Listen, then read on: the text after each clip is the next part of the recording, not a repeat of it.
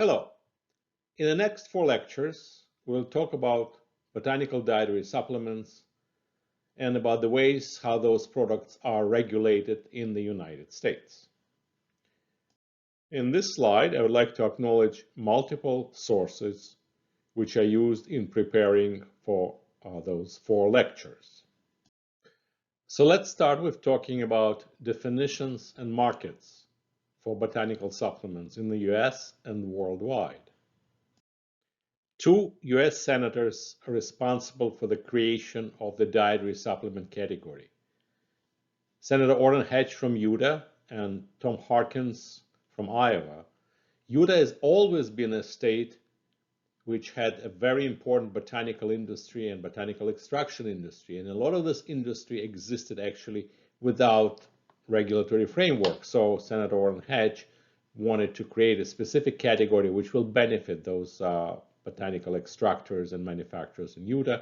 And Tom Harkins always believed in traditional medicines and herbal, so they got together and in 1994 sponsored the act, which was approved by US Congress, called Dietary Supplement Health and Education Act, or DSHEA.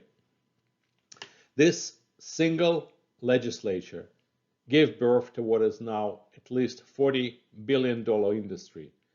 And it really opened the floodgate of products, a whole new category of products, which in many cases, as we'll discuss, are not very well regulated, and in some cases are not even safe. The authority to regulate DSHEA was given to Federal Drug Administration of the US, or FDA, which already been heavily involved in regulating drugs based on Food, Drug, and Cosmetic Act of 1938. So that gave it another regulatory category to regulate and administer. FDA and legislature have subsequently passed different amendments which clarified different aspects of DSHEA. For example, addressing the need to report adverse effects, which can be a result of supplement use, registration of facility which manufactures dietary supplements, criteria for quality, and so forth. Also, FDA clarified a lot of issues which are associated with labeling and claims which can be used for dietary supplement. And of course, those new additions and changes to the law are happening as we speak, and this is an ongoing process, again, primarily regulated by FDA. So DSHEA defines a dietary supplement as a product, other than tobacco, intended to supplement the diet that bears or contains one or more dietary ingredients. So the definition, this particular definition, doesn't talk at all about health benefits. It only talks about supplementing the diet. And to supplement diet means it needs to be swallowed by definition. So all dietary supplements, if you want to sell your product as a dietary supplement, it has to be orally administered, actually swallowed.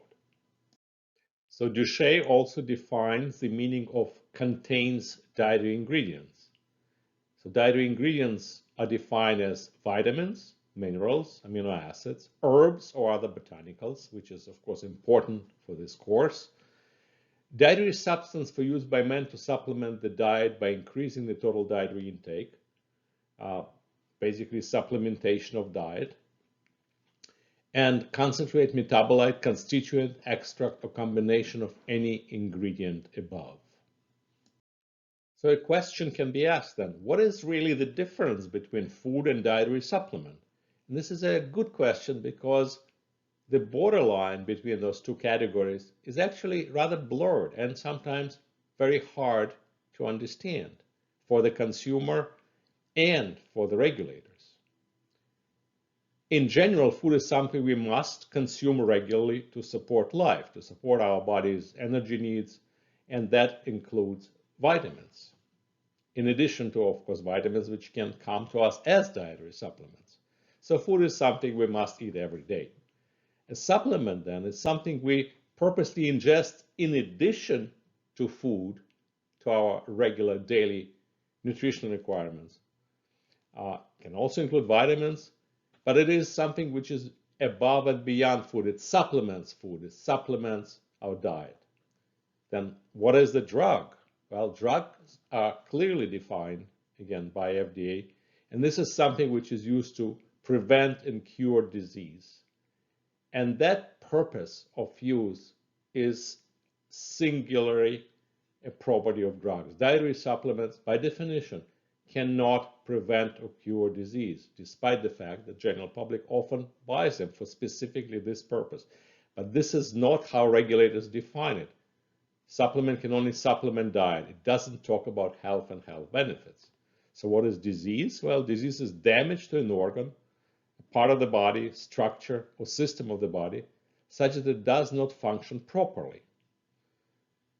So it can be a state of health leading to such dysfunction. This is how disease is defined in US legislature. Other statutory requirements for dietary supplements are, again, intended for ingestion. So you cannot apply it topically, you cannot inject it, you cannot use it as nose drop, for example, or eye drops. It has to be administered as pill, capsule, liquid, powder, and other forms which are consistent with those kind of applications. It cannot be represented for use as a conventional food.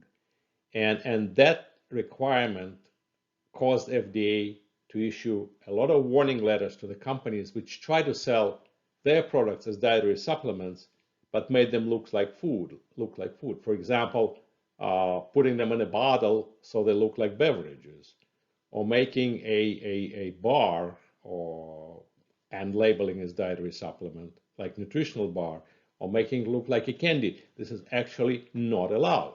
Again, pill, capsules, liquid, or powder. It cannot look like food.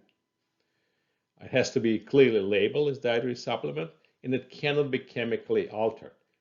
So if your extraction process of a botanical, of an herbal, involves chemical alteration or chemical reaction of some kind, which changes its composition from those original phytochemicals present in the plant, it cannot be sold as dietary supplement because you chemically alter its structure. It has to come from nature. So Duché clarifies what it means to be chemically altered. And it specifically states that chemically altered does not include minor loss of volatile components. For example, when you dry, you can dehydrate or lyophilize, so you can create powders of your liquid extracts. Milling, grinding is excluded. Tincture or solution in water, so hydration can be done. Making a slurry, again, making a powder, dry powder is okay. And solid can be put in suspension, so it can be a suspension of your botanical extract, which is okay.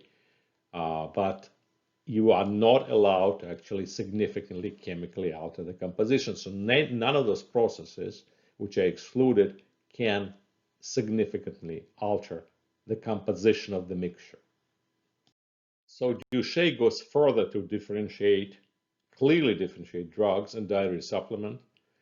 It specifically excludes any approved drugs, antibiotics or biologics from ever being sold as dietary supplement. Actually, if you apply for a investigation, the right to investigate a substance as a drug, you're not allowed to sell it as dietary supplement because you clearly and purposefully developing a product to prevent and cure disease, which cannot be a dietary supplement. So the exception to this only if you have a product which has been marketed as dietary supplement before the approval. So that means that you can actually start with dietary supplement, then, for example, discover that it can cure and prevent disease, and then you can shift to a drug category. And I guess at this point, you should stop selling it as a dietary supplement. So what calling your product a dietary supplement allows you to do is a trade-off, which means that you cannot say that it is designed to diagnose, cure, mitigate, treat, or prevent a disease, But you can start selling it with much less safety data and testing, which would be otherwise required for the drug, which actually can be used to diagnose, cure, mitigate, treat, or prevent disease.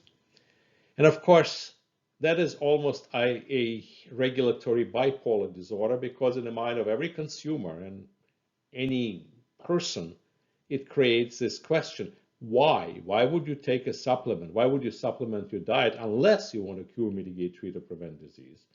And clearly, subconsciously or consciously, this is the reason so many of us will go to the store and buy a dietary supplement, and a botanical dietary supplement. So the size of herbal supplement market in the US in 2019 was approximately $7 billion. Different sources can put somewhat different numbers, but this is what your botanicals and herbal supplements are worth in the US. The diagram, which is on that slide, actually shows you the pre-COVID-19 uses of the dietary supplements. And those uses, of course, cannot indicate or relate to a disease, because this is not allowed. So it relates to what we call structure function claims. We'll talk about them later, which is just keeping your body functioning normally. So why people buy them: to have normal energy, weight management, just for general health, bone and joint health, gastrointestinal health, immunity, which is now a very big area with COVID. All my colleagues in dietary supplement industry now tell me that there's this incredible demand for botanicals which can boost your immune system, again, to protect you from COVID. Diabetes, again, not allowed. So you should really say to maintain normal carbohydrate metabolism. This would be structure function claim. Again, we'll talk later. Anti-cancer, again, not allowed, but people take it for this. And so this is the categories which people use them for. So this slide shows the size of total US supplement market, which is $40 billion worth. The largest category in this market are vitamins, about 34%. And herbs and botanicals comprise 18%. This is, of course, what is great interest to us. This is similar to specialty and other groups of supplements, which are about 19%. Sport nutrition is 11%. A lot of this is protein drinks, mineral supplements, micronutrients, and then meal replacements, which are usually used by older populations as a special formulas to maintain normal function of the aging body. So the last slide in this presentation shows the US supplement use by age. And as you see, there are two peaks of supplement consumption which happens during our lifetimes. The first one comes quite early, when we're 2 to 5 years old, and this is related to parents trying to raise very healthy children and buying lots of vitamins for them, whether they need them or not. During the Middle Ages, we think we're immortal and we don't buy as many supplements. But as we start aging, we start clinging to any hopes to live longer, be better fit, and feel well. And the consumption of supplements steadily raises with age. And actually, a lot of those supplements which you consume when we mature are the botanical supplements, because we still believe in their healing power and to treat and prevent diseases and make us live longer, despite the fact that they cannot be labeled as such. And because of that, I just like to end with this quote, which is unattributed, which says, "When there's no cure, there are thousands of treatments." So thank you very much.